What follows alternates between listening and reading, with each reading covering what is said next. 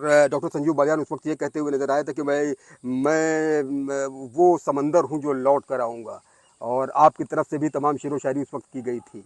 तो ऐसे में 2022 का चुनाव आप भी हारे, और ये भी कहा जाता था कि भाई संजीव बालियान जी ने ऐसे कुछ साधना में जो हार का कारण था वो भी आप कहते हुए नजर आए। 2024 का चुनाव संजीव बालियान जी हार गए, तो 22 का बदला क्या आपने 24 में संजीव बालियान को हरा करके लिया? ये भी लोग कहते रहते। देखिए, मैं भारतीय जनता पार्टी का कार्यकर्ता हूं, मैं संजीव बालियान जी का कार्यकर्ता नहीं। मैंने भारतीय जनता पार्टी के लिए काम किया और भारतीय जनता पार्टी को सरदाना पे जिता के भेजा। मैंने संजीव बालियान जी को नहीं जिता के भेजा, मैंने भारतीय जनता पार्टी को जिता के भेजा। और मैंने कभी आज तक नहीं कहा कि मुझे किसने चुनाव हराया। मेरे कुछ काम रहे होंगे जो मैं हारा हूं, उसमें अपने में सुधार करेंगे, आगे चुनाव जीतेंगे। लेकिन ये कहना कि संजीव बालियान जी ने मुझे हराया या मैंने संजीव बालियान जी को हराया, ये सब अनर्गल बात है, ऐसा कुछ भी नहीं है। ऐसा कुछ भी नहीं है, लेकिन ये तल्खी, और अगर वो जीतते, अगर मान लीजिए संजीव बालियान जी जीतते, तो आप हमको लगता बधाई देने वाले पहले व्यक्ति होते।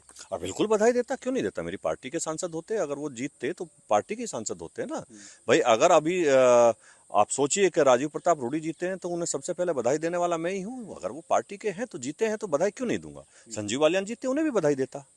राजीव प्रताप रूडी को बधाई देने वालों के लिए तो तांता लग गया विपक्ष के नेताओं का। राहुल गांधी भी हाथ मिलाते हुए नजर आए, और तमाम अन्य नेता भी लगातार राजीव प्रताप रूडी की तारीफ करते हुए नजर आए। ऐसा क्या लगता है कि ये चुनाव संजीव बालियान क्यों हारे? देखिए, बेसिकली 25 साल से राजीव प्रताप रूडी काम कर रहे हैं। जो अच्छा काम करता है, जिस लोगों ने देखा हुआ है, वहाँ सांसद और पूर्व सांसद ही वोटर होते हैं। उन लोगों ने देखा है कि क्या बदलाव कॉन्स्टिट्यूशनल क्लब में हुआ है, बड़ा बदलाव हुआ है। और जीरो से लेके बहुत हाइट पे राजीव प्रताप रूडी ने क्लब को पहुंचाया है। तो लोगों ने वोट वही देख के दिया है कि क्लब का जो उद्धार कर रहा है, क्लब का जो आगे बढ़ाने का काम कर रहा है, उस आदमी को क्यों हटाया जाए। आप ये भी कहते हुए नजर आ रहे हैं कि 100 सांसदों और पूर्व सांसदों से आपने भी बात की थी, और कमोवेश जो जीत हार का मार्जिन है वो इसी के आसपास है। अरे बिल्कुल, सभी लोगों ने बात की है, पार्टी के सभी लोग लगे हुए थे। कोई कहीं ये अलग विषय, पार्टी की तरफ से ये किसी को नहीं था कि दोनों अपने हैं, किसे लड़ाना है। तो ठीक है, जो जहां लग रहा है वो उसके लिए मदद कर रहा है, इसमें कौन सी बात है। ऐसा भी कहा जा रहा है कि भाई संजीव बालियान जी के ऊपर तो तमाम बड़े नेताओं का भी हाथ था। नहीं नहीं, ये दोनों किसी का, पार्टी की तरफ से इसमें किसी का नहीं था कि कौन लड़ेगा कौन नहीं लड़ेगा। नहीं तो पार्टी डिक्लेयर कर देती ना फिर एक आदमी को। मान लो अगर बालियान जी को पार्टी लड़ाती तो बालियान जी रूडी जी को मना करती, रूडी जी को लड़ा रही होती तो उन्हें मना करती। पार्टी इसमें कोई नहीं लड़ा रही थी, ना इसमें पक्ष विपक्ष था, ना सांसद पूर्व सांसद। मान लीजिए कोई दूसरी पार्टी का तो लड़ ही नहीं रहा था, तो अगर आप राहुल गांधी सोनिया गांधी की बात करें तो किसे वोट देते भाई। वोट तो इन्हीं में से किसी को देते ना। तो जिन्हें जो ठीक लगा, उन्हें लगा होगा कि भाई ये अच्छा सुधार कर रहे हैं, अच्छा सुधार किया है, तो वोट देनी चाहिए। अच्छा, 2022 का चुनाव आप क्यों हारे, क्या लगता है आपको? 2024 का चुनाव संजीव बालियान क्यों हारे, क्यों लगता है आपको? वो हम लोगों की कुछ कमी रही होगी हमारी। अगर देखिए, पहली बात तो एक बात मैं आपको बताऊं कि जब मैं पहला चुनाव लड़ा था तो मुझे 62,000 वोट मिली थी, जब मैं पहला जीता था। जब मैं दूसरा जीता था मुझे 93 मिली। जब मैं तीसरा हारा हूं तो मुझे 1,03,000 वोट मिली। मेरी 10,000 वोट बढ़ी, मेरी घटी नहीं। इसका मतलब लोगों का लगाव या प्यार मुझसे नहीं कम हुआ। वो कोई समीकरण रहा होगा, कुछ एक ऐसा समीकरण रहा कि बसपा जिसमें बिल्कुल डंप हो गई और बसपा बिल्कुल लड़ नहीं पाई, और मुस्लिम वोटों को इकट्ठा होने का मौका मिला। 1.25 लाख वोट मेरे यहाँ हैं तो उन्हें इकट्ठा होने का मौका मिला, तो उसमें हम थोड़ी सी वोटों से रह गए। बाकी तो हमारी जीत तो ये है कि हमने अपने लोग कम नहीं होने दिए। 10,000 वोट बढ़ाई है। 10,000 वोट का मतलब समझते हैं?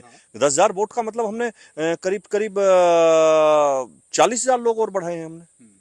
अच्छा, 2024 के चुनाव में संजीव बालियान जी को लेकर के आप लगातार कहते रहते कि भाई आपने ये भी कहा था 2024 के चुनाव में उनकी हैसियत नहीं है, उनसे बात करें, वो जो है हमसे बात करने की पोजीशन में नहीं रहते हैं।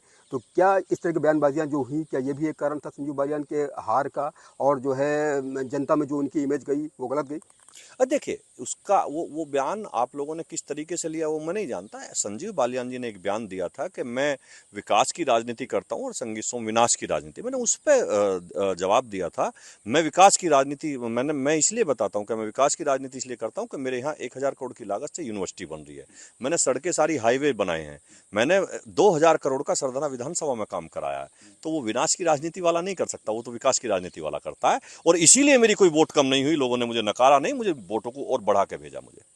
शिखंडी, जयचंद, तमाम जो है शब्द इस तरह के फिजाओं में तैरे थे 2024 के चुनाव में। देखिए, मेरे माँ बाप ने तो नहीं सिखाया मुझे कि तुम्हें किसी के लिए ऐसा शब्द बोलना है, और ना मैंने कभी बोला, ना कभी बोलूंगा, ना मैं इन सब चीजों पर भरोसा करता। वो तो जिसने बोला होगा आपको उनसे पूछना पड़ेगा।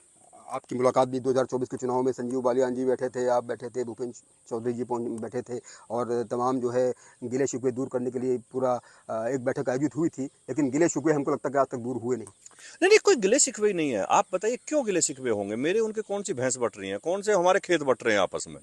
कौन सी भैंस बट रही, कौन से खेत बट रहे, भाई वो अपना काम कर रहे हैं, मैं अपना काम कर रहा।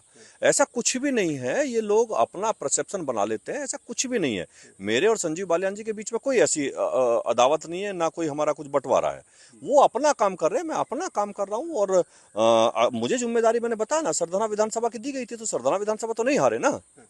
अच्छा, मैं ये पूछना चाह रहा था क्योंकि कॉन्स्टिट्यूशनल क्लब ऑफ इंडिया का जो चुनाव हुआ राजू प्रताप रूडी जी और संजीव बालियान जी के बीच में, राजू प्रताप रूडी जी की पर्सनैलिटी की आपको क्या अच्छा लगता है और संजीव बालियान जी में आपको क्या अच्छा लगता है? देखिए, दोनों भारतीय जनता पार्टी के कार्यकर्ता हैं, इसमें अच्छे बुरे की तो है ही नहीं। अपन उनका, संजीव बालियान जी का काम करने का अपना तरीका है, राजीव प्रताप रूडी जी का अपना तरीका है। और संजीव बालियान जी सांसद रहे हैं, उन्होंने अपने तरीके से काम करे। और राजीव प्रताप रूडी सांसद हैं, 6 बार से अगर सांसद हैं, तो आप सोचिए, अगर 6 बार से कोई सांसद जीतता हुआ आ रहा है तो कोई तो बात होगी ना।